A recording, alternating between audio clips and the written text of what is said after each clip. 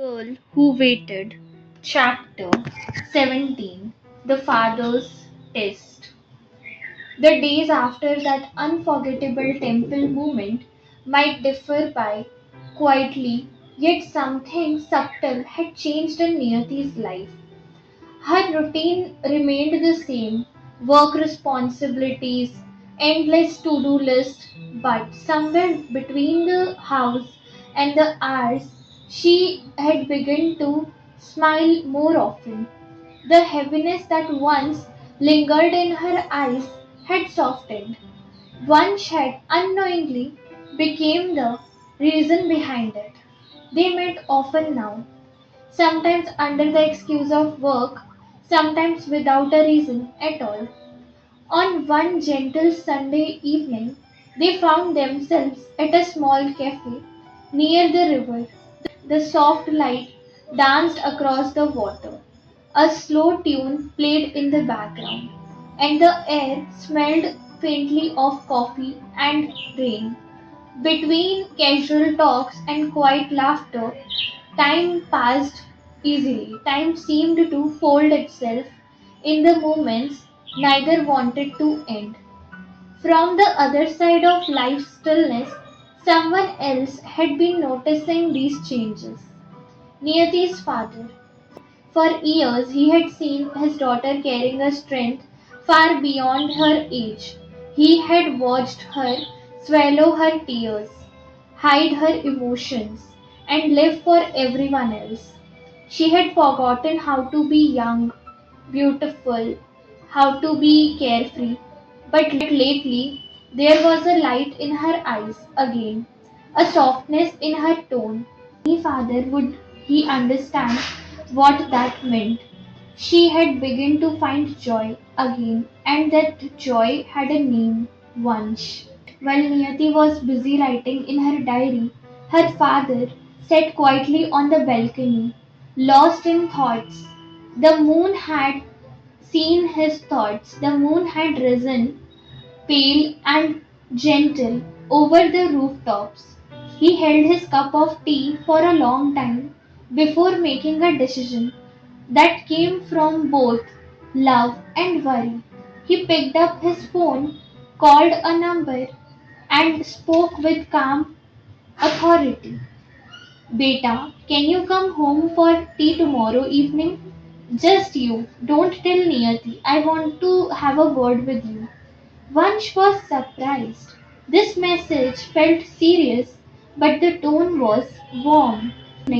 He arrived a few minutes early, dressed neatly, his usual confidence softened by nervousness. Niyati's father welcomed him with his characteristic politeness, offering a smile that carried both affection and testing curiosity. They settled on the balcony where the sunset poured golden light across the garden. The air smelled of jasmine and wet earth. Between them sat two cups of tea, steam rising like quiet thoughts waiting to be spoken. After a long pause, her father broke the silence. Vansh, I am glad you came. I wanted to talk to you about Niyat.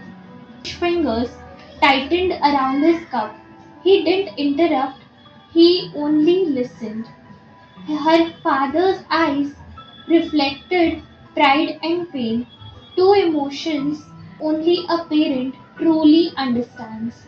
My daughter, he began, my daughter has seen more storms than most people have faced in a lifetime. Since her mother passed, she had been the pillar of this house. Busy, her own dreams for others. She never complained, never demanded anything for herself.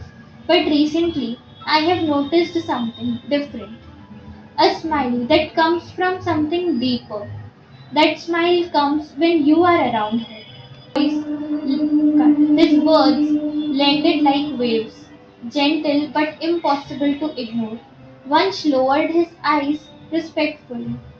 I don't know what lies between you two, her father continued softly. But I need to ask you one thing as a father, not as her guardian or as your senior. What do you truly feel for my daughter? The question carried weight, but Vansh didn't hesitate too long. He met the elder man's gaze and spoke with quiet honesty. Sir, I have the utmost respect for Niyati. She is someone who inspires me. Her strength, her kindness, her silence that hides oceans of stories. Yes, I do have feelings for her, deep ones, but I haven't told her because I don't want to add pressure to her life. She has been through enough already. I only want to be someone she can come on without any expectation.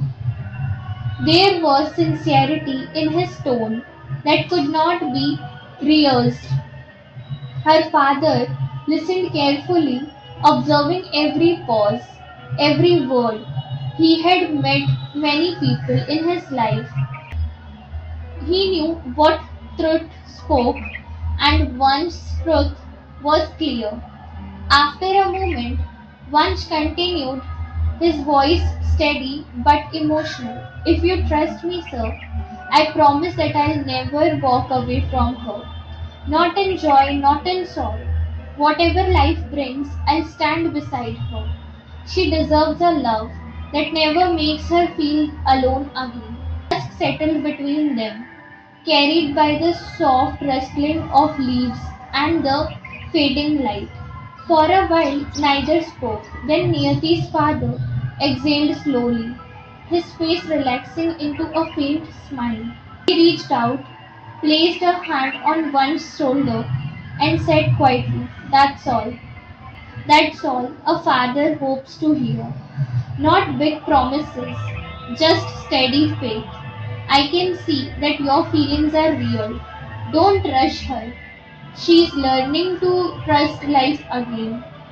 When the right time comes, let her know what is in your heart. She deserves a love that makes her feel safe." Once nodded, humbled and grounded. He rose, touched the elder man's feet, and thanked him not just for the conversation, but for the faith in him he carried. As he stepped out into the bright light, the air around him felt different. The walk had not been a test of love, it had been a moment of acceptance, a quiet bridge built between two hearts that both called for the same person in different ways. As Vansh walked away, a soft smile curved his lips. He knew one thing for certain: this was not just the beginning of a love story, it was the beginning of a promise, one that could heal the parts of Niyati that had long been silent. And somewhere inside the house, unaware of what had happened, Niyati looked out of her window, wondering why the evening sky felt more peaceful than usual, as if something unspoken had finally found its way home. If you like this story, please do like, share, and subscribe my channel. If you want your story to be heard in our voice, please do share your story in the comment box. Thank you.